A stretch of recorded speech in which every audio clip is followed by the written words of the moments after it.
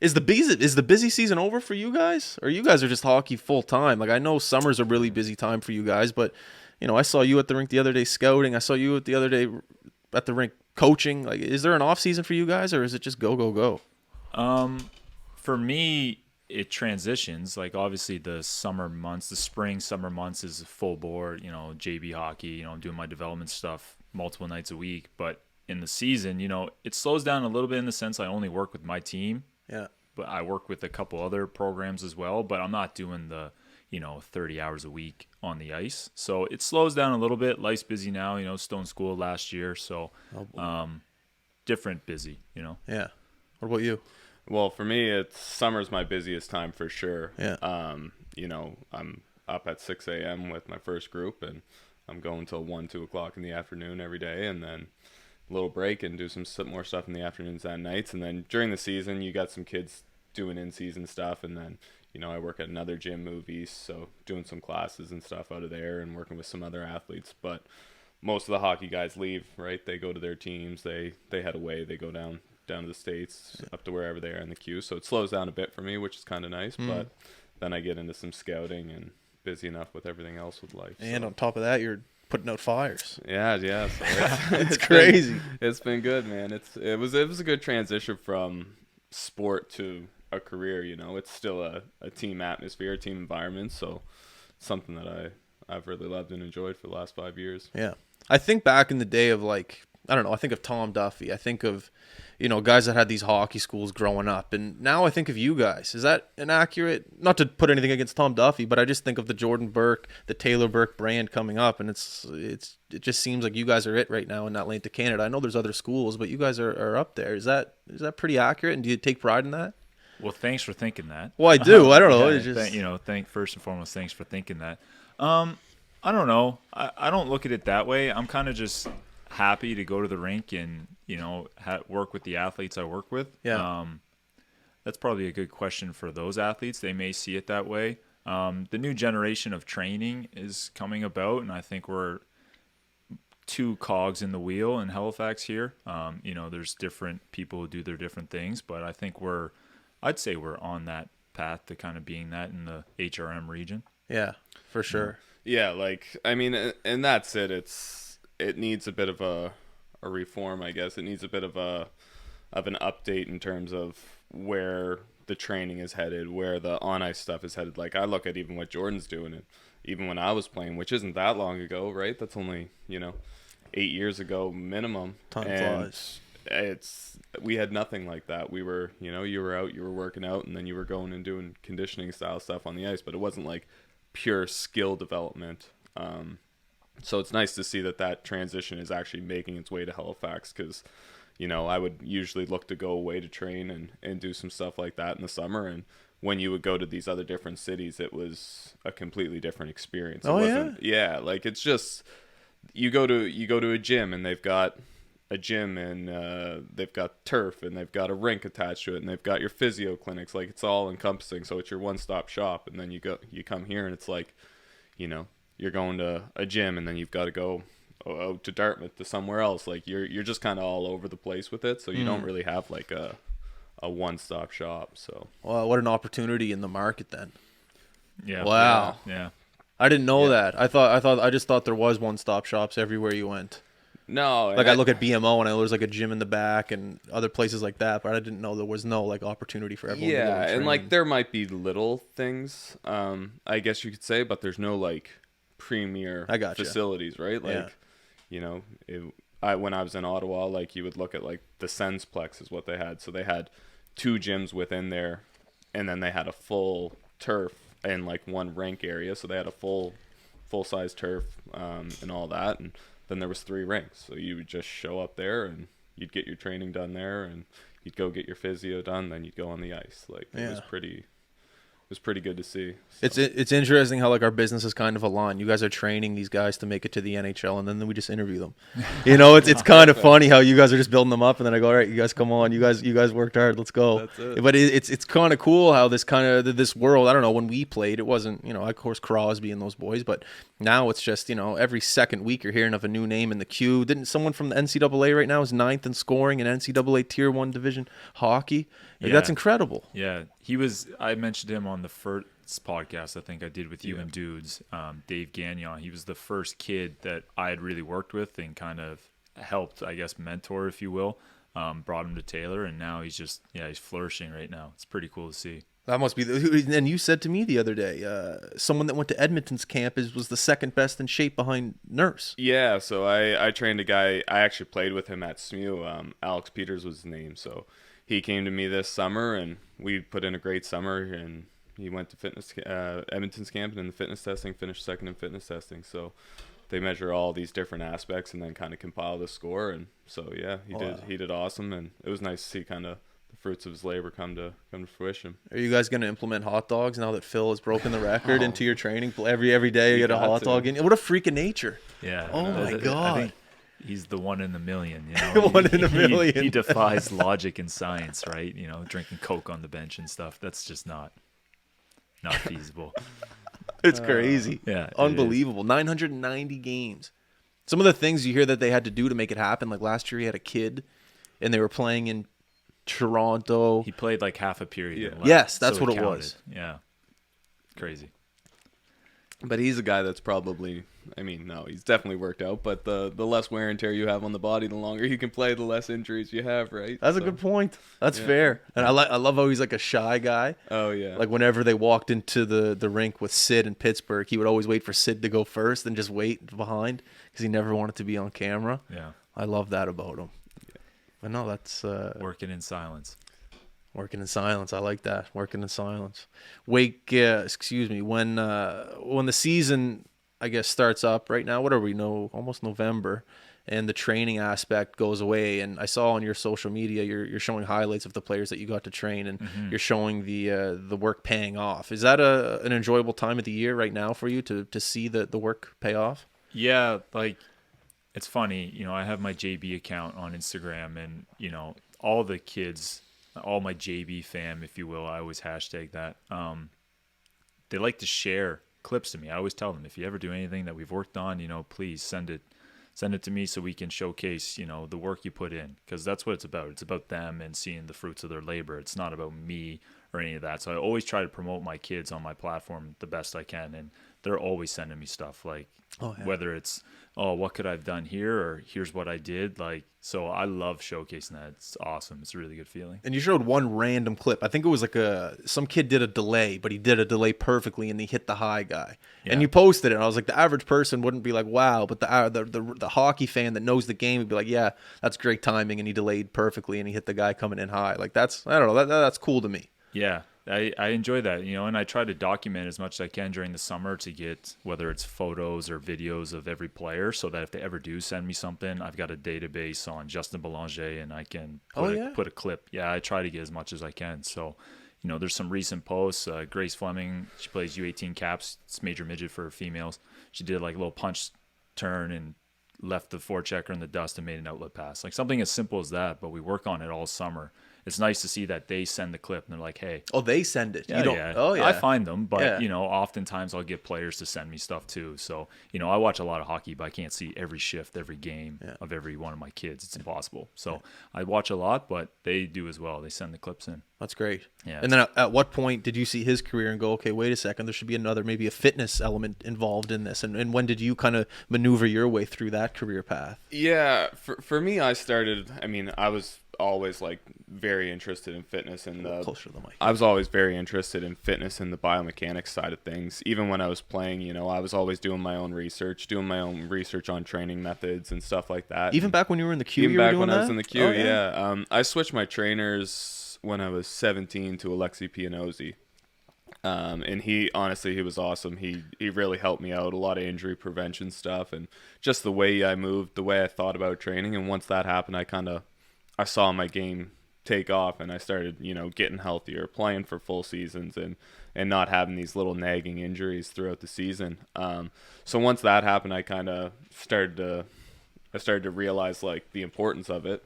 And then it was actually when I started at SMU, Jordan came to me and asked me if I wanted to train some of the kids that he was coaching. And I was like, yeah, I can do that, because at this point in time, I was training myself when I was at SMU. Didn't you have like a gym at your house or something? In the garage? So the way it started out was I started training at the Ultimate Athlete Factory. It was a place on Mumford Road, and it shut down. And as it shut down, that was my second year at SMU, and I severed my Achilles. So it was my right foot, couldn't drive anywhere, couldn't do anything, and I was like, what am I going to do? So I was on Instagram, and I saw a garage gym, and I was like, I wonder if I could do that. So I went out to the parents' garage, I measured the ceilings, I was like, all right, I think we could make this work, and bought a shed, put all their stuff in it, and like I said, I was kind of on the IR, so I had Jordan, my dad, Erica's old man, Larry, I had him helping me out and building stuff for me, and we ended up putting a little gym in there, and that's kind of how it all started and took off. So that would have been my 20-year-old season I started that, or after my 20-year-old season, so it's been 8 years now that I've been doing it. What were the challenges starting that, other than lifting the heavy weight into the garage? Like, what were some, like, getting people, did they trust it right away? All right, let's go to Taylor's house and work out. Like, what was the... I mean, it started pretty small scale in the sense that, like, Jordan had some kids that he was training in high school or coaching in high school, and asked if they wanted to get into some training stuff. And then for me, that's where it kind of took off. And, I was training myself and a couple of the guys on the SMU team. Okay. So we were using like a mixture of my garage and the SMU gym. And it just kind of took off. And I guess the biggest thing was space and like getting creative with the movements. Like, you only had so much space in that footprint, I guess. So it was trying to be able to utilize that space to its fullest capacity, really. Yeah. Which has honestly, as I've progressed through and, gotten a bigger space and started working in different gyms and stuff, it's been like a blessing in disguise, because you just start to think about things differently. And wow, how can I make this movement happen? How can I replicate this? What equipment do I need, like, in a minimalist approach to be able to, utilize the space. And I like a big open space so that you kind of got some free movement to get around in there. So that was the biggest hurdle, but it was good. How do you guys find working with each other? Like, growing up, did you guys fight as siblings? Like, how do you find the business side of things working? Like, me and my brother, I don't know if we could ever like work together. I love the guy, but how do you guys work together? I'd say we fought a lot when we were younger, and then like as we got older, then our relationship started growing more towards friends, right? Yeah. Like, you're not, you get away from like the sibling type of thing. Like, I know, but like business ideas, like he could be like, I like this and you don't like this. Like, how do you guys compromise your ideas, I guess? well, I mean, we're separate entities, I guess, that work together. Like, we work together, we're cohesive with it, but like his business is his business, mine is mine. But You just bounce off each other. yeah, we bounce ideas off each other and work together that way, I'd say. You got an answer to that one? Yeah, I try to get as many kids as I can into them. So some of the bickering would be, you can fit another group, man. Okay, like, yeah. You can fit 4 more kids. You work twice a week. I don't. So that'd be where it's a hard 2 days though. Yeah, anytime we butt heads, it'd just be on that, because I get kids asking all the time about stuff, and I don't know what he's got on the go. So I never want to volunteer his time, or put his time forward if it can't actually work. So that'd be the only time our businesses conflict. Yeah. And then getting out to the ice sessions and stuff like that, like, because I'll work a 24-hour shift, and then I'd come home the next morning at 8 o'clock, and I'd train from like 8 till 1 o'clock, 8 till 2 o'clock, have a little break, have another like afternoon group at 4:30, and then be on the ice. And if I'm going on the ice with him, it's from 6 till 10 at night. So it just makes for a long 48-hour stretch. So getting up to some of those may be a little tough for me, but Holy he smokes. tries to get me out. That's why you're not that good in beer league, eh? You're That's just tired. right. just too tired. It is crazy though when you mix in beer league with. Are you guys playing anywhere this year? I play once a week. Yeah. That's it. BMO or Dartmouth? No, we got a little private skate going if you'd ever like to get out. I'd love to. Okay. I'm only out with Patty now, but Oh, yeah. that's at noons. Yeah. Yeah. Same thing with him. Just the private skate. Oh, is that basically just what it is? Just what Yeah, time? If you don't have to say it here, if you 9 don't. at night. So Where at? Sackville. Oh, I think. Wiggy. Yeah, Fuji was telling me about that the other day. Yep. That's a tough skate, though. It's Anytime you're on the ice with Wiggy, it's a tough skate. Yeah, it's good. I'm too busy to play in leagues, man. I'm on, I practice twice a week. I practice twice a week with the Subarus, and I work a couple mornings, early mornings with like the Dartmouth Major Bantam team, and I do Wednesday nights with the Metro Force female AAA Bantam program. Okay. So, I'm just too busy at nights now to want to go play at 10 at night. So, Yeah. I find when I was younger, I'd have so much free time. And now that I know everyone's hit this on the head, but as soon as you have a little bit of free time, let's say it's Monday and you got a little bit of free time, by Friday, you're just jammed packed. Like things just fill up as you go. Like I just called you boys in here. I'm happy you're here, but things just like fill up so quickly as you get older, especially when you have a business that's, moving. Yeah, or Which I like. or you start to settle down and get some downtime, and then you're like, how can I fill this? And you're always thinking about kind of the next steps and the next moves, and you start to settle. Like, I mean, for you, renovating a house, and then it just builds and builds and builds. You got your business, your house, you're doing this, you're doing that, and then you get a little bit of free time, downtime, and then it's like, oh well, what's the next project? Yeah. What are we doing next? Yeah. So I was watching the Habs game last night, and I saw Kenzie on there. And oddly enough, just seeing Kenzie on TSN motivated me. I was like, why don't I have a podcast tomorrow? And then I messaged you. I was like, let's go. I don't know. I don't know. Sitting down at this age isn't fun. It's fun just moving, grooving. Yeah. No? Gotta stay active, man. I hear you. What's the season looking like right now for the Steel Subaru U18 major midget? If you looked at the standings right now, we're dead last. Oh, are you? Yeah, we're 2-5. But Mark, you should have gave me a heads up on that. Yeah, I should. Yeah, Don't check ask the that game question. Notes, eh? Check the game notes. But we are if not the youngest team in the league. Okay. We've got 12 rookies. A lot of them are 07s, so the first year kids this year. I think we have 9 of them. And it's an adjustment period, right? Some of them are undersized, so they're figuring out how to play in a stronger league, right? Because the Bantam League's not that physical. The guys at our level, they're strong. They train. They play hard. The details is what matters. So it's a growing pain. We're 2-5, but I think of those 5 losses, 4 are 1-goal games, and another one was we lost 5 kids to that Q challenge because they were trying out for the Canada Games team. So you don't replace those guys in midget. It's not like the pros. So we could probably have a better record, but we're working through it. We're a really exciting team. And the fact that we're so young, the sky's the limit if those guys adjust and they come along. So I think we'll be a second half team that surprises some people. And I think, that's what we're kind of building towards. It's awesome. Well, as long as you have something to work towards, that's what it's about. Yeah. That Q Cup was fun. Did you end up going up there? I didn't go. I watched every game, but I didn't go. Great time. Yeah. Man, the kids. Good. I don't know about you guys. How long ago did we play? 8, 10 years ago? Yeah, longer. They're better than us, guys. Yeah, they are. They're good. And they're physical. It's a lot of people are saying, it's no. different hockey, I find, like watching. Explain. Yeah. Like, I have my own explanation, but I'd like to hear your. Well, it's just gone to more of a skill-based game, and like it comes back to what they're doing in the summers and the skill development and stuff like that. So it's a faster-paced game. Yes. But, I don't know if some of the kids could hang with in terms of like the physicality aspect of it. Like everyone was bigger. If you weren't 6 foot and over, you weren't really getting a look. Now there is room for those smaller players and those skill guys, which is great. That's fair. I'll give you that. Yeah, it's just like, I mean, I remember when I was 16, my first year, like you're looking down and we're playing Cape Breton and they bring up, Ashton Bernard, who, oh, man, I got chills just saying it. Like you're sitting there and you're 16 and it's like, you're looking up at this guy just towering up, and it's like, I remember I was 16, it was warm up. He took a shot at me as we were doing the egg beater, shooting pucks, and puck comes rifling at the back of my legs, and I'm sitting there like, what league is this? This is in the Q? Yeah, and then I'm sitting there and I go around again. Another shot comes, and he was just sitting at the blue line shooting pucks across the red line down at us, and then that was what the style was. The intimidation factor was there. And like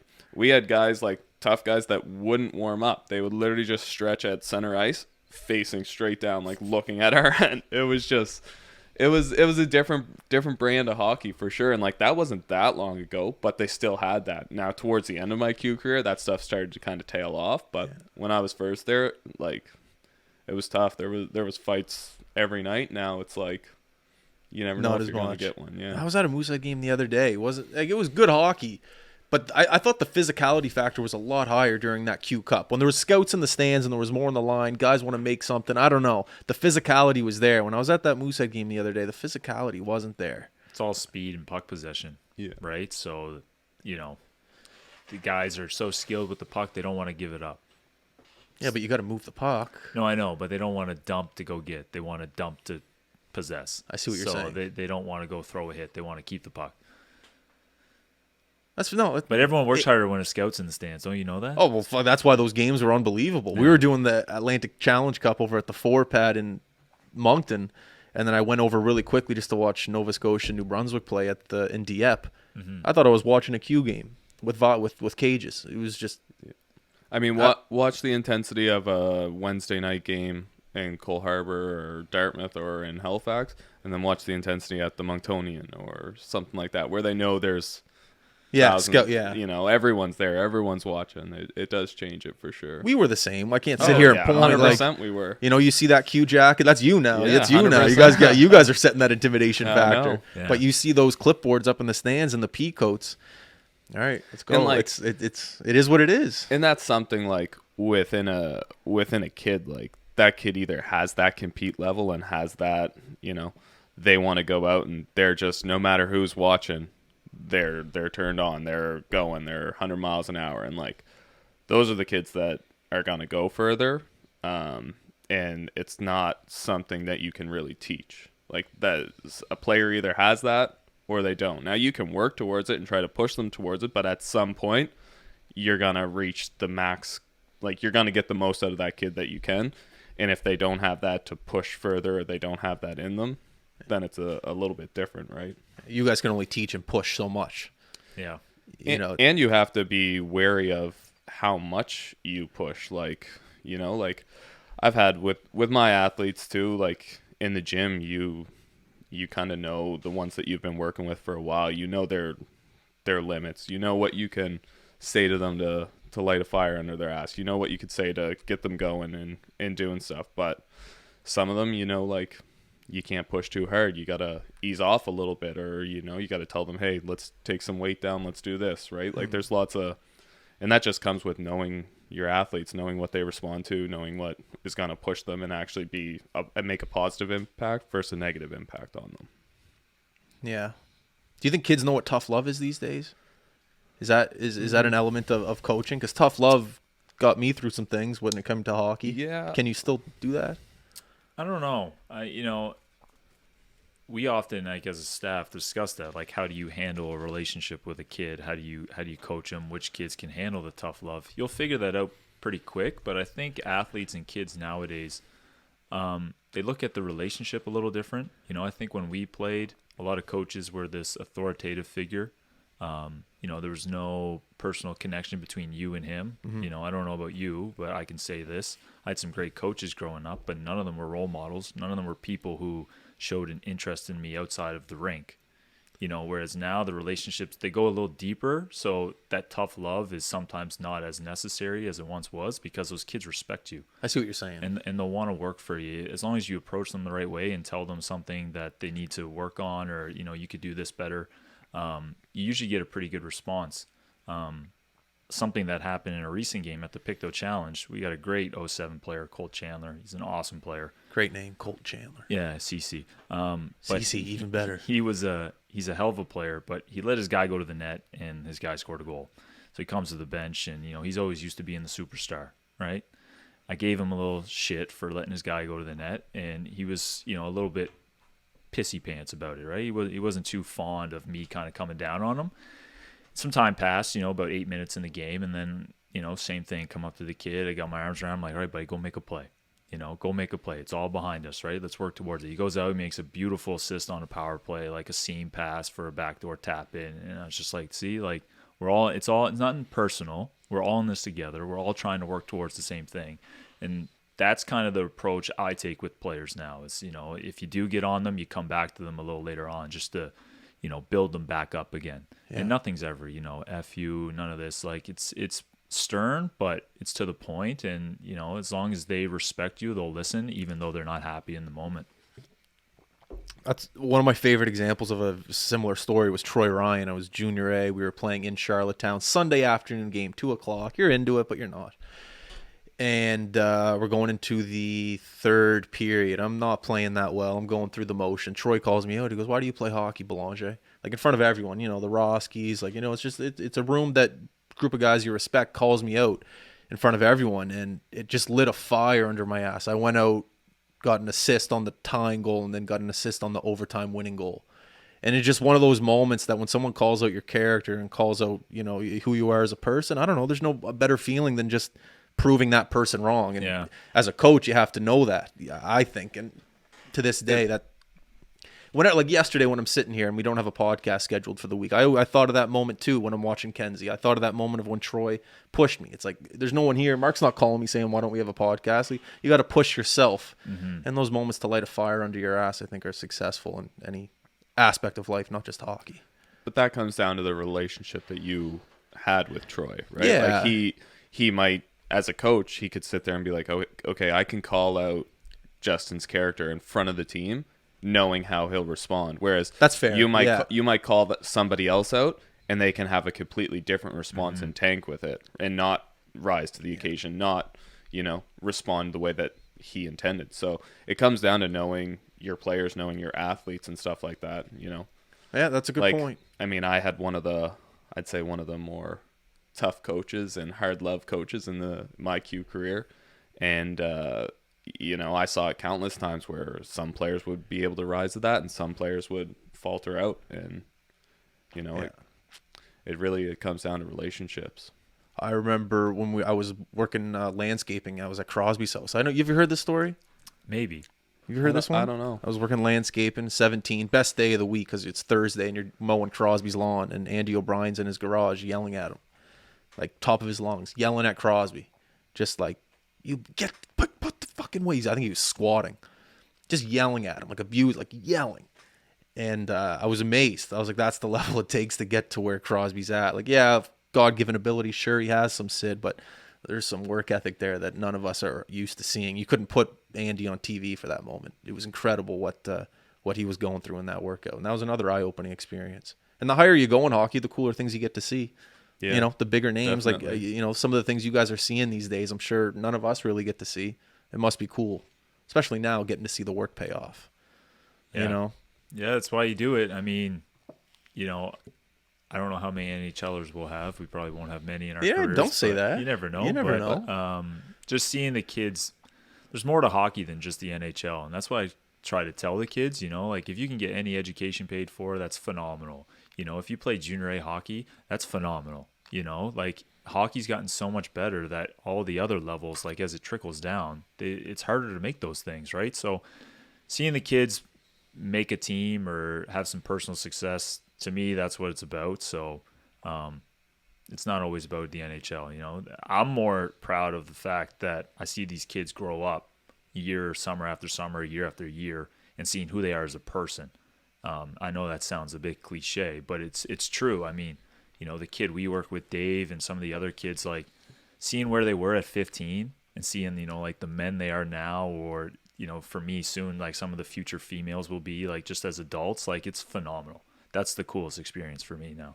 Yeah. Is it hard? Do you think it's hard to get the kids out to the skates? Like, do you have to schedule skates and then they come? And then how does that aspect of it work when they're coming out? Well, I have my set times. And they pick and choose the times? No, I invite groups. Okay. So I make sure I have my cohorts for, I run 4 nights. So I start with the first year U18 players. That's always my youngest group. And then I usually have a U18 group, which is kind of second, third years. And then I have 2 junior groups. Well, this year I added females to my program. So, I had to find more ice and do this. So I had a U18 female group. I had another couple other groups on the go too. So I create those. I invite them. They sign up for it. So that's their time slot. Okay. That keeps you busy. Yeah. Oh, yeah. 4 ice times in a row, you said? Yeah. I'll do Monday, Thursday nights, 4 straight. And then I had some other nights as well for like my female programs and stuff.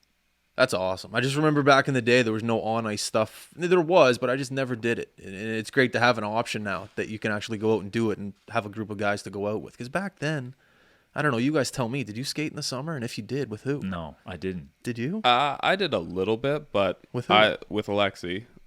We kind of like our training group that we had of all the Q guys around here. We kind of made our own skate, but when you were looking for ice, you were going out to noon hour skates, Patty being on the dark squad, and yeah, it was that's always what it was. But there wasn't that's what I mean with like the skill development side of things. Like there was no actual skill development, and you weren't going out and you weren't seeking a coach to. It was just like, well, I trained with Alexi, I'm going to skate with Alexi. Guys that trained with JP, they skated with JP. So like everyone kind of did their own thing. Yeah. But to be honest, I took a lot of time off the ice in the summer. Just give the body a break, give the hips a break. And, you know, once I started getting into like pro camps and stuff like that, you would kind of take a break from the end of the season. You'd ramp it up end of June just to get ready for development camp. You'd go to development camp, skate like once a week after that kind of thing, or twice a week. And then like nowadays kids are skating like 6 days a week, and it seems like a lot. You can get a lot of burnout from it. So it was just always about managing the reps and not overtraining and making sure your body was right. What's your response to that, to kids like skating a lot in the summer? Like what's your alternative to when you're off the ice? What should you be doing? Well, you know, they should be properly training, right? I think there's a lot of kids out there who are struggling with that, like finding the right person to match their body type and what they need. But man, it's hard. Like it's hard to tell kids not to go on the ice. You know, a lot of them do too much. I only do twice a week. If you do my program, it's meant to be all encompassing. You only need the 2 skates a week. Kids will do other things because they want to work with other coaches, and I can't fault them for doing that. So the kids are on a lot. I don't know how you combat that unless people start merging programs together. But, you know, I'm not combining with another coach, you know, so it's a tough thing. Yeah, and that's what I'm getting at. Like kids are, you know, dipping their toes in a little bit of everything. So it's like, okay, you're going out to 2 skates with Jordan. Oh, you got someone else who's running twice a week because twice a week is a good number. And then they're doing one off here, one off there. And then the next thing you know, they're on the ice 5-6 times, in the gym 4 or 5 times a week. Like that's a lot of volume in the course of 1 week. And then, you know, you start seeing people with some overuse injuries, whether it's wrists, whether it's shoulders, whether it's hips. Like hips are the worst, especially for hockey players. Like you're just down in that crouch position, you're shortening your hip flexors, and it's just you need a little bit of a break. And then there's a lot of rotation stuff with hockey that, you know, you need a little bit of a break from it. So I don't know how you combat that either, but like Jordan said, it's finding the right person to work with and the right people to work with, because it's, you know, there's not one all-encompassing workout program or on-ice program that's gonna make you the best. Like I can't sit here and there's one. There is, yes, but like I can't sit here and run Jordan and you through the same workouts. Like you guys, you know, there's lots of crossover that will be, but you each need your own variations on certain movements, and a movement might not work well for you, but it might work great for Jordan, and vice versa, right? So it's just finding those little differences. But if you just have one program and you're rolling it out to however many athletes you work with, that's, especially when you're larger scale, you still need to be able to keep that, you know, the individual aspect to it, right? So sounds like a lot of work. It is, yeah, and it's a lot of programming and a lot of thought processes. Like you'll sit there and you get athletes that come in and you do a little bit of a functional movement screening on them, and you're like, okay, well, this guy's hip extension pattern is not the best. Oh, this guy's is great. Oh, this guy's shoulder mobility is not the best. This guy's is great. So then you have to kind of work through the programs that way. And, you know, a lot of the stuff that I do is I try to look at the individual athlete versus the group. And then you try to group guys that have similar, you know, they're in similar age brackets, but they've got similar movement patterns. Like I had one group and I could have 2 guys doing similar, very, very similar programs, and the other 2 within that group doing completely different stuff. So I just switch up the exercise for whatever works best for the athlete. That's fun for the kids, switching it up. Yeah. Not the same thing every day. Well, we definitely went through those same routine workouts yeah. back in the day. Not going to name any names, but no, yeah. And then you go there and you know exactly what you're doing. And, you know, like I don't know. You look at Instagram too, and you start to see all the flashy stuff that gets attention, and it's like that's not the stuff that works. Like the foundational movements and the foundational training methods, they're there for a reason because they're tried and tested, right? Like they're proven to work, they're proven to get results. You can bring in a few different things, and you've got to take everything with a grain of salt. But that's a hard thing to maneuver because you have athletes coming in and they're saying, "Hey, did you see this on Instagram? Hey, did you see this?" And it's like, yeah, I saw that. And I see what you're saying, but this is why it doesn't work, or this is why it's not a good idea. This is why it's an attention grabber, right? Yeah. It's clickbait. Yeah. So Everyone wants the views and they want to do something different, but I got you. It's a fine line to run in your program and bringing in new stuff, and I bet. Yeah. I want to know about the scouting side of things. Like, how much fun is it scouting and being right? I'm sure you can be wrong every now and then on someone, but scouting and being right, is that a tough thing to do? Scouting's hard because the player pool, it's so hard to make the Quebec League. So, I may think you're a great player, but there's someone just as good as you from a different region. And you have to kind of, fine comb, like, do they fit your team style? Like, there's a lot of vetting that needs to go into that. It can be tough, man. Like, what's not talked about is you often miss more than you're right. I was going to say, okay. Like, it's so hard to make the Quebec League. If you draft 15 players a year, like, a good year would be getting 3 of those kids to make your team at some point, right? So, it's just a lot changes in that time frame of being 15 to 17, right? And the window closes, so there's only so much time these picks need to work out for you. And it's just tough. You never know what's going to happen to a kid like away from the rink that may change their trajectory or what they're doing the following year, like where they're playing. Sometimes kids will jump to a level too early and then it stunts their development, or they don't push themselves where they're at. There's so many variables that go into it. So you just try to look at the skill, look at the work ethic, know them as a person, and all you can do is put them forward, and the rest is up to the kid. Same question. Yeah, for me it's a little bit different because I'm doing the central scouting report. So we're compiling a list and generating a list and grouping them based on their ability, not is this the right player for our team, right? And that's something I often have to separate when I do the scouting, is like I'm sitting there looking at this player and I'm like, I probably wouldn't draft this player for my team. But his skill set, his ability, and everything else says that he should be ranked around here. But there's issues that I see with the player, whether it's work ethic, whether it's, body language. Yeah, body language, character, all these different things. Oh, I know this kid off the ice. Like, you have to be able to put that outside and not take that into consideration. You just have to look at the player as a whole, especially when you're in that role, like as a CSR scout. You're not with an individual team vouching for a guy being like, I want this player on my team for this reason. You're just representing the queue. Yeah, and we're compiling a list to... How many players are on the list? Oh, it's 250. Yeah.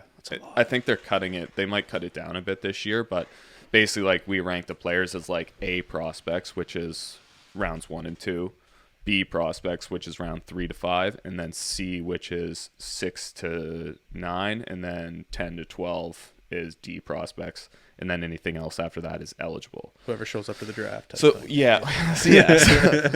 you rank these players according to that, and then once you get down to the end of the year and the nitty gritty stuff, you rank them as like A1, which is a first round, A2, which is a second round, and then B3, B4, B5. So you rank them in the rounds, and then you put them in orders from player number 1, your first overall pick, until the last player of the 5th round. So and then from C to D, they get ranked in alphabetical order. That's a lot of work too. It is. And that's what crazy. And like I said, that's especially when you're looking at the first round picks, like you're sitting there and you're like, okay, I don't like this player's body language. I don't like their work ethic. They give up on the puck too easy in this situation. So as a team, I don't know if I would want him as my foundational player, because if you're looking at a first round pick, you want them to be a player that's going to play for you for 4 or 5 years, right? Yeah. You want them to be a building block of your future. And, like Jordan said, you're often wrong more than you're right. But when you are right. It's a good feeling, right?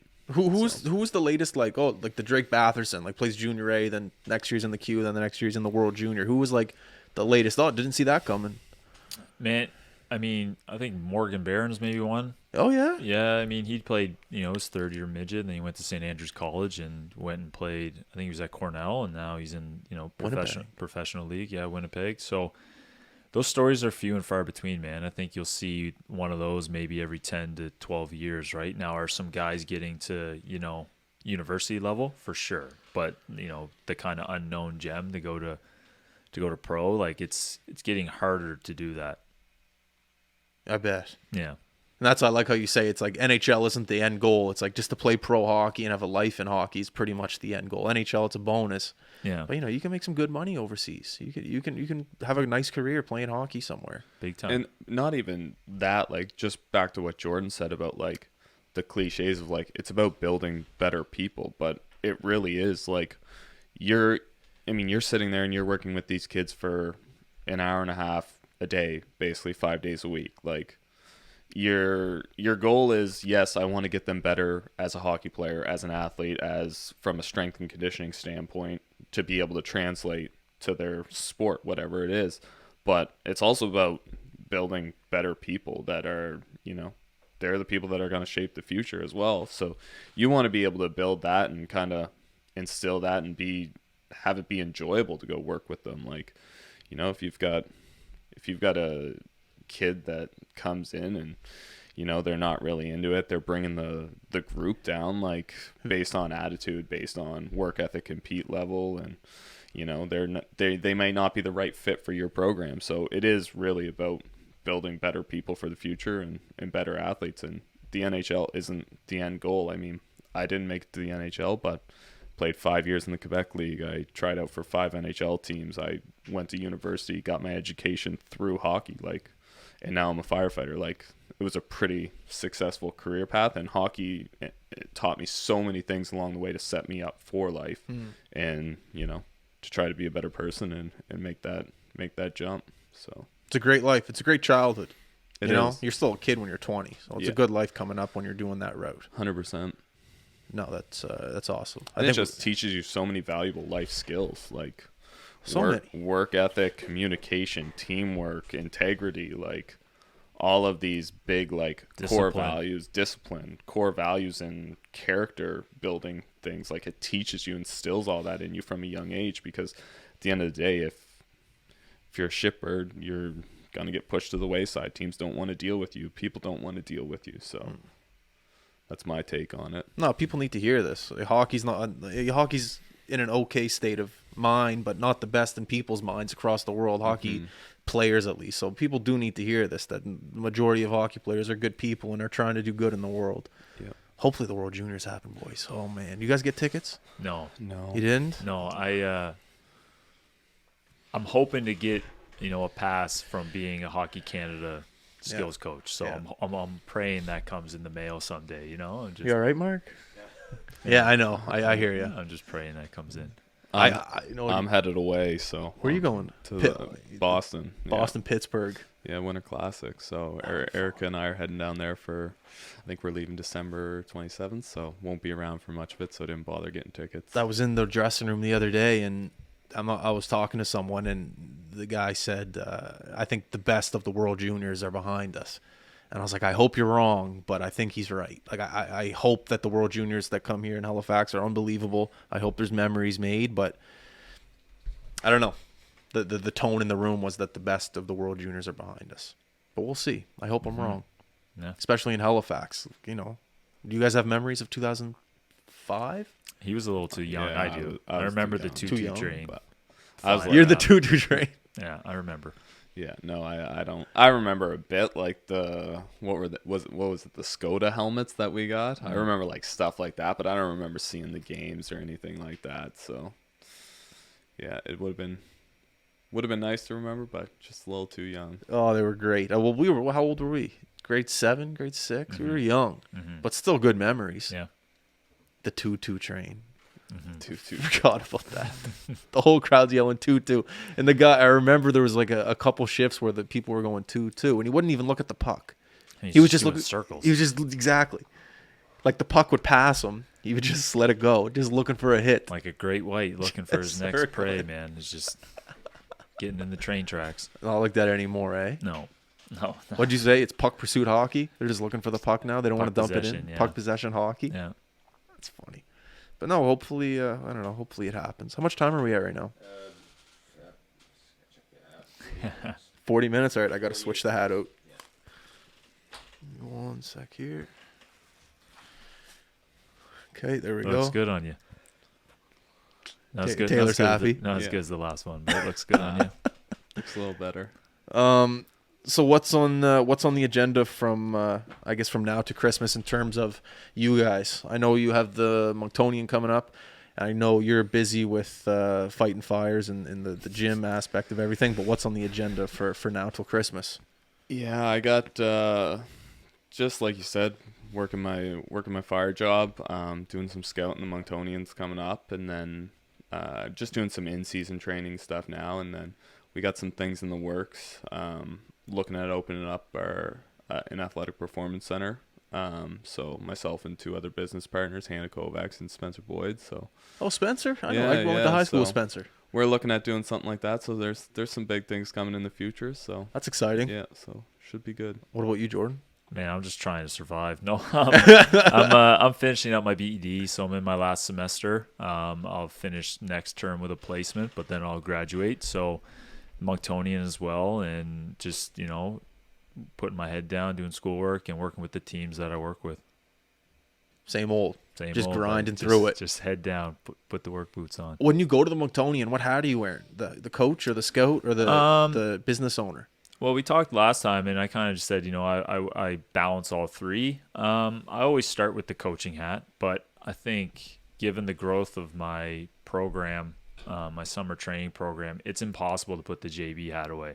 It's so impossible. I go to the rink, I see kids who have trained with me or parents of kids who have trained with me, and I make sure they always come up and talk to me, but I always make sure I, give them the time of day, and we talk and we chat and we just, those relationships, right? And I'm just saying, how's everyone doing? How's so-and-so? Or I ask the kids, like, how's your game going? Like, blah, blah. So, if I go to a rink, there's often a swarm of JB athletes kind of just floating around. The JB fam is strong. So I'll try to keep the coach hat as long as I can, but once the game's done, I'll put on all the other ones. That's a great feeling just going up. I know we have the same feeling when we go up to a rink. You feel welcome because you work with a lot of athletes. Same with parents. I like talking to parents and getting to know how they feel about everything. Yeah. It's just a great place to understand the market that you're in.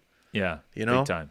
Yeah. I'm always trying to find ways to promote my business and also make it better and expand. Like, I'm not looking to get too big because I think, you can burn out, or you can, you don't put as much focus into the kids if you have too many groups and stuff like that. So, this year I expanded into the female side, kind of the U18 females, and that was an amazing experience. So I'm always looking at those angles on how to grow it, but also kind of keep it a little niche. Yeah, that's an interesting thing about your guys' business when it comes to growth, because you were even talking too about athletes and how you have set training programs for each athlete. But if you have 500 athletes, and that's what I mean. You have a base program, and then you make the little tweaks. So I have my general program for them. So most athletes start, kind of beginning of May.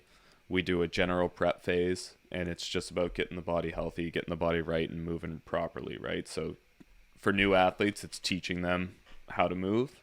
For athletes that have been with me for a while, it's making sure that their movement patterns are right, that, they don't have too many muscle imbalances, because at the end of the season, you're pretty beat up. You've got some nagging injuries, so it's about getting healthy and getting yourself feeling good. And then from there, we move into a 6-week block, 6-week strength block, and then a 4-week power block. And we've got some deloads and stuff in there. And it's all about managing reps and making sure that, they're not being overtrained. So by the time they come to training camp, they're peaking. They're hitting their max performance in the gym and on the ice. It's, you don't want to push them. It's a fine balance. And that's honestly, I've been doing it, like I said, for 8 years now, going on year 9. And it's a fine balance to get them into like a bit of an overreaching phase where they're almost to the point of like overtraining, and then you take it back a bit and give them a break, and then when they come back, like you see their numbers just exponentially grow. So it's a fine balance of figuring all that out. And yeah, Working with the right people must be key too to the growth side of things. Like I know you're on the ice and then Rickman's on the ice as well, but like having the right people on the ice must be not tricky, but just making sure everyone's on the same page. Because if you're having these people train these other athletes, you got to make sure you're all thinking the same. you have to have like-minded individuals. people. And people that share, like, especially for my side of things, like people that share similar philosophies and training methodologies and stuff like that. If you were going to work with someone, you know, like right now it's just me. I keep it relatively small, kind of able to pick my athletes a little bit, and create the groups based on what I think is going to be the best fit for them. But it's about keeping the level high. Like everyone that comes in, like my favorite days for training are track days. Why is that? Just because they all want to win, which is what I love. Because that was me. Like, I hated losing. I mean, you can ask Jordan. Even now in pickup, like, even if it's... Yeah, you do hate losing. I hate losing. Like, it is literally... I will do anything I can to win. Whether it's something like, you know, racing to get to the door first. Whether, like, anything. I love to win, and I hate losing. So, it's nice to be able to see that in them, and you really see it come out in the track days. Because we try to make it fun. Like, we work on... You know, when we get out there, we work on the movement patterns and getting into proper lean angles and stuff like that, and developing the right movement patterns, muscle patterns and stuff like that, so that it's transferable. And then we're, you know, basically minimizing any of the energy leaks and mechanical leaks within their movement patterns. But then you start getting into like the end of the workout, and we start doing some races and some stuff like that, and then you just see like the camaraderie, all the chirping coming out when someone's winning a race or someone's constantly losing, and you just see them start to get angry. And it's like, I love that stuff. Yeah, because that's what we were like growing up. Like, you know, whether it was, I mean, my group, I was training with Ryan Penny, and like Penny and I just went toe to toe every time, and it was like, who wants to win? And then you start to see like the little things, like everyone's trying to cheat a bit, right? Because if you ain't cheating, you ain't trying. So like everyone's trying to, like, if the line is here that you got to get your foot on, you're trying to just hit it with your pinky toe and get out as quick as you can. So it's fun to see that. And then everyone's watching. You got hundreds of referees sitting there being like, oh, he missed it. So that's what I love to see too. I love that mentality. Yeah. Just trying to get a little bit better. Just trying to get a little bit better and get a little bit of an edge any way you can. Oh, I love that stuff. It's awesome. So, and then even in the gym too, like, you know, I did some things this summer, like I manage their weights and their reps and stuff like that, and I keep track of it pretty religiously. And I have some tools that basically tell me how fast they're moving the barbell or whatever they're moving, how quickly they're moving it. So I can kind of sit there and be like, okay, you're moving it way too fast. Let's add some weight. You're moving it way too slow. Let's take some weight off. So I can kind of manage it that way. So you get out of like the ego lifting a little bit. I gotcha. But it's funny to sit there and like, you see one kid who loads the bar up a lot, and then someone's over there and they're significantly lighter, and you just see like the smirk and the side eyes going like, that's all you got? And it's like, that's fun to see too. Is the beep test still a thing? Not really. Can you do that on the ice? No. It's only running. They do like, I don't even know what it's called. Like, it's like almost like a mountain essentially. So on the ice, a lot of the testing that they do will be like, you've got to go like blue back, red back, blue back, far end and back, and you've got to get it under a certain amount of time, and then you get a set amount of break and you repeat it. So they see like your ability to maintain a certain speed, what your drop off's like. They do stuff like that on the ice. I don't know exactly what the testing is called on the ice or what they're calling it these days, but. And then beep tests, like, it's kind of a fleeting. It's not there anymore. It was just a super simple way to measure cardio, but how transferable is it? Like that we switched when I was at SMU, we switched from the beep test to the yo-yo test, which is like a sprint test. You get set recovery and you see how far you can go. So like you're actually sprinting. It's not like the first 5 levels of the beep test are pretty easy, light jog for most of the athletes, right? And then it starts to get up, but they're taking stuff like that out. They're doing Wingate tests, wattage tests, VO2 max tests, and stuff like that. So the beep test really isn't there. There's some places that still probably do it, but not as much anymore. Beep test sucks. Yeah, it's terrible. It's It's not fun. Well, it's just like no matter what, you're not gonna pass it. Like you're not gonna finish it. You're I not should setting the say. world record. Yeah, you're not gonna finish it. So it's just like, and you're running the same path over and over and over, just back and forth. And you're like, when is this gonna end? And you start getting up there to like level 10.5 plus, and you're going and you're trying to push like. And usually everyone knows what they can kind of get to the range, so you're trying to push for that. And I mean, you know how it is. Sometimes you go out and you run a test, or your cardio's not there that day, and you're like, I know I can get to 12.5, 13, but today I'm feeling it at 10.5. What am I gonna do? Yeah. I still got 2 levels to get to. Yeah. So yeah, it's a little bit of a fleeting test, but What's one element of on ice, like back in the day when we did drills, what's one element of a drill that has been eliminated from hockey practices? Like, remember, like, the Swedish flow drill? Yeah. Like, what's, like, one drill that's just, like, that was irrelevant? Remember, like, the hitting along the boards, everyone line up and make it through the gauntlet? The gauntlet. Like, or do they still do the Canada Cup? I was just about to say Canada Cup. Canada Cup. That's not like the triple, like, the triple in your own end. Or they had the one where, like, there was a group in the corner, and one guy would come down and shoot, and the group in the corner would step out. The player would swing to the corner. You'd make the pass. A guy would swing from center, and like there was just all these different swings going on, and multiple swings. Yeah, that's probably an old school one. That's gone. It was just like a flow drill that everyone did. Yeah, but yeah, not much though. I mean, I still pull from drills I did when I played midget. Because that drill was a good drill for what I was trying to teach in Sub's practice yesterday.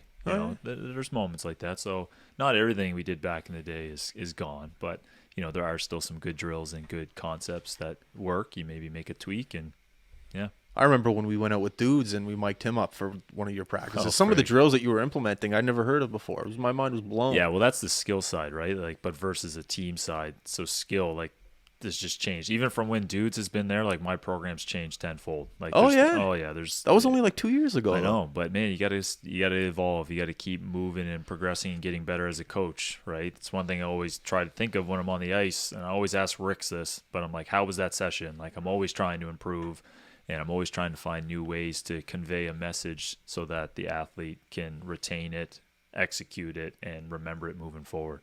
Do you ever create drills by watching the NHL? Yep. Do you? Like, you watch Caulfield and go, wow, okay, how do like? Is there anything like that? All the time. I mean, even like Taylor mentioned, like the clickbaity stuff. Like a lot of it doesn't work, but there's also a lot of people who cut clips of NHLers and just post them, and I see those often through like Instagram and stuff, and I see that. I'm like, how can I implement that? Whether it's a simple thing like opening the blade on a shot. Like how do I put that and teach that and do a drill? Like, we could do a skating drill, but when they shoot, well, maybe that's like the added skill. Like I'm always adding small stuff to it, and you try to get the kids to see that and make sure they work on those finer details, but I'm always evolving my stuff. Always. Now with you, so like when you coach your team, yeah, do you do like individual skill stuff within the practice? Yeah, so because I would say that's something that is probably changing. Whereas like that is getting implemented more, and Jordan can speak more to this, but when I was playing, it was like you went out, you did like your power plays and PKs first on a lot of days so the ice was fresh, and then you get into some flow drills, and then you get into battle drills and stuff like that, and then you were off the ice. Yeah. And we didn't really do individual skill stuff. It was more like in season, you mean? In season, yeah. Like for like your typical like team practice, it was more so you did your battle drills, you did your flow drills to touch the puck, and you did your team systems. Yeah. Like it was a lot of team system stuff. It was never really like, here's the drill for individual stuff. This is what I want you to work on. So I guess that's my question for you. Like, how do you guys implement that more? Yeah, I mean, our team's in a unique situation because of who I am as a skills coach. So not every team has someone who can do that. So we do have nights where it'll be a pure skills practice. Like we'll bring out a goalie coach. Chase Marchand's our goalie coach. He'll take the goalies and I'll work with the guys. And then when we do shots and stuff, we get the goalies in. But so we do those. Like we do have skill nights, but also I've talked to Marty and some of our other coaching staffs about, implementing skill into flow drills. Like it's hard to implement a skill into a 2-on-1, because that's like a game kind of mechanic. You hope their skill works out. But if we ever do flow drills, like I'll get them to start without a puck, where they go and they do a deceptive move, whether it's a head fake, stick wave, puck pickup or something, and then the flow drill starts. So I've kind of evolved that from just purely skill and just purely flow, and try to find ways to merge them. And I do that in my summer program too, like as a warm up. If you mentioned the Swedish 5-pass, like, well, maybe now you go without a puck and you pick it up first. Puck pickups are a huge skill. Like not every kid can do that, right? And then now you start adding the feet, the hands, the eyes, and the head. Throwing off little deceptive moves. Like that's a small thing I've started to incorporate into standard flow drills is the skill aspect. So I try to do it as much as I can, and we don't do it every practice, but I'd say once every 3 or 4, we come back to those kind of principles. And that's a nice thing to hear as like a former player. Because like you sit there and like, I remember in practices, like even in the Quebec League, like you're sitting there as a player, like, what have I been struggling with lately? What has been my weak point in my game? Okay, how can I implement that into the practice within what we're doing? So like you're sitting there, like you said, puck pickups, like let's say it's a puck pickup on the wall. So, you would do a drill, and I was a centerman, but I would swap out with the wingers and be like, take the middle, I want to work on this. So I would have to implement that myself versus the coach doing that, right? So teams must get excited when you come to their practice, because then you go to like Truro Junior A, like you'll go to other teams and just have a skilled implement practice. That must be fun for the players. Yeah, it's just a unique thing that they, change of scenery or a change of a voice and change of what you're doing, change of routine, so it's often pretty well received. So I have a lot of fun doing it. I've done the Truro Junior A team. I work for them. I'm their head scout, but they always ask me to come out and run sessions, when coaches are tied up or when they just need a break. And, I go work with the Dartmouth U15 team, and I do the skills in the morning. But Tony one day said, can you run a practice for me? Like I want them to have a practice. So, it wasn't like a pure skills, like, we changed it. So I work with the teams to kind of help out areas where they think they need work on, and then I do my own JB stuff as well. So it's a nice balance. Yeah, that's nice. I remember being sick and tired of practices by December and June. Or like you're sitting there doing the same thing. Practice, and like okay, Monday I'm doing this, Tuesday I'm doing this, Wednesday I'm doing this, Thursday I'm doing this. Let's just get to morning skate and play Friday night. Yeah, like that and that's the, like, when that drags on, that's when like some of the fun gets sucked out of it a bit, right? And I remember there was times where I would struggle with like a random thing. Would be like, I remember there was one point where I was really hesitant of getting the puck over the blue line, and I'd always put someone offside. And it was just a random thing that would last for like a couple weeks, and then I'd be fine with it. But for that 2 weeks, I'd love to take time out of the practice to be able to work on my stick handling, to have confidence when the defenseman's pressuring you at the blue line. But we never did, because we're just doing a fucking flow drill.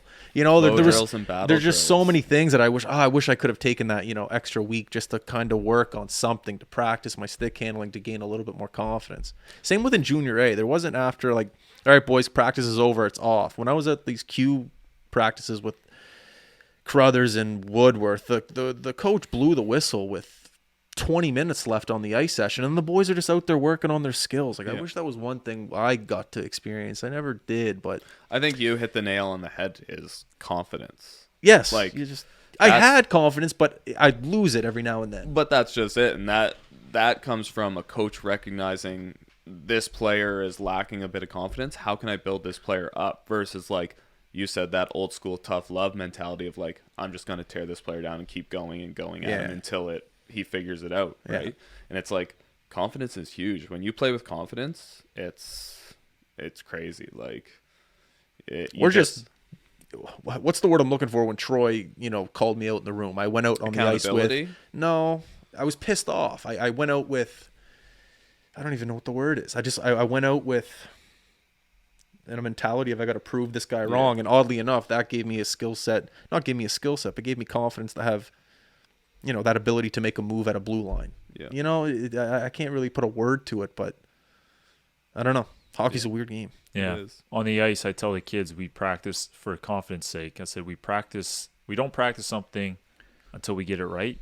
You practice it till you can't get it wrong. So the way I do my stuff is, a lot of similar skills or sequences and drills and stuff like that. I always change up the timing of things in the area of the ice they do it, but it's just repetition, so that they feel confident to do it. Yeah, absolutely. Mm-hmm. Boys, we got to wrap this up here. Last word from both of you. Something you want to promote, something you want to give out to the universe. Floor is yours. Go for it. You go first. Something I didn't realize I was passionate about was, and I kind of mentioned it earlier in our podcast, was the fact that we need better role models out there. It stemmed from a conversation I had with Taylor, and we were talking about kids training, and a lot of people do this with good intentions, but they miss the point of actually building a connection and interest in the individual, the athlete. So I think, I challenge coaches moving forward, or people in mentorship roles, to take pride in being a mentor and being a good role model. I didn't have one growing up. Joe Sakic was my idol. I didn't know Joe Sakic. I'm not calling Joe Sakic, but the fact that kids can reach out to me and ask me a question about hockey is amazing. And I didn't have that when I was growing up. And I think the world we're in right now, there needs to be a little bit more of that. So my thing is coaches out there, take pride in, being a mentor and a role model for these kids, and emulate the behavior that you want your kids to take moving forward. I think that's a huge message, and it's something I didn't know I was passionate about, but being in the BED program, I realized I'm going to be that as an educator as well. So that's my message to the general public of coaches out there, is do it for the individual and embrace that. Don't do it for yourself. Well said. Yeah, thank you. I like that. Oh, and I have to shout out Rick's. Okay, Rick's was upset he wasn't here today, but he was on the Twitter. He's on the Twitter post. He's in the photo, so he's good. But he just didn't make the cut. Next time, Rickman, you'll be here, buddy. We'll get a fourth chair for you. Sorry, buddy, but shout out to all JB fan members. The female side, the boys side, and all the daps and high fives and stuff to all the kids out there who are gonna listen, because they're gonna come by and let's go. Downloads up on this episode. Yeah, happy to work with them and happy to be a mentor. Wicked. Taylor? Yeah, I would just piggyback off what Jordan said, and it goes back to building relationships. How many coaches, and I mean, I'm in a bit of a different role where mine is separate from the team, and so is Jordan's, but how many coaches reach out to their athletes during the year? I talk to my athletes that I train all summer, every week, every couple of weeks. I'm like, how's things going? How's the body feeling? How are you holding up? How are games going? How's your living situation going? I genuinely care about them as people, not just, they're an athlete coming to me, paying me for what I do, right? And so just being able to build those relationships and have that and be a good role model and build better people for the future. That's kind of one thing that I've learned from it. And, especially with my job as a firefighter, you're working for the public and providing community service, and you're there to help people. And that's exactly what I'm here to do as a strength coach, as a coach. You're here to help these people be better athletes, and reach their goals and their dreams, whatever it may be. It may not be the NHL. It may be getting a full ride to, a university program. It may be getting their education paid for. It may be, something else. It might be to become a doctor, to become a whatever they want to do in their line of work. So just being able to support them in that, and be a good role model for them in that. And, same thing for you. Like I said, just thank you to everyone that's been supporting me for the last however many years. I'm, like I said, I'm doing it out of my house and doing it out of my space. And I tried to make it as, when you walked into it, it feels like a commercial space, and you're, I put the effort in to make it look that way, to get the top of the line equipment. And, for the athletes coming in and putting their trust in me as a strength coach and as a person, it means the world to me. So thanks to all the players that I had this year and in the past, and hopefully in the future as well. Awesome. Hockey's in good hands here, boys. You guys are you guys. You guys are setting the forefront here. I appreciate you coming on. Yeah, thanks for As having always, us. we always do this once a year. We get a feel for you guys, and then we go out and we do what we do. That's it. Yeah. Thanks for having us. We all right, appreciate it. Everyone listening, enjoy the rest of the day. That's all we got. Peace.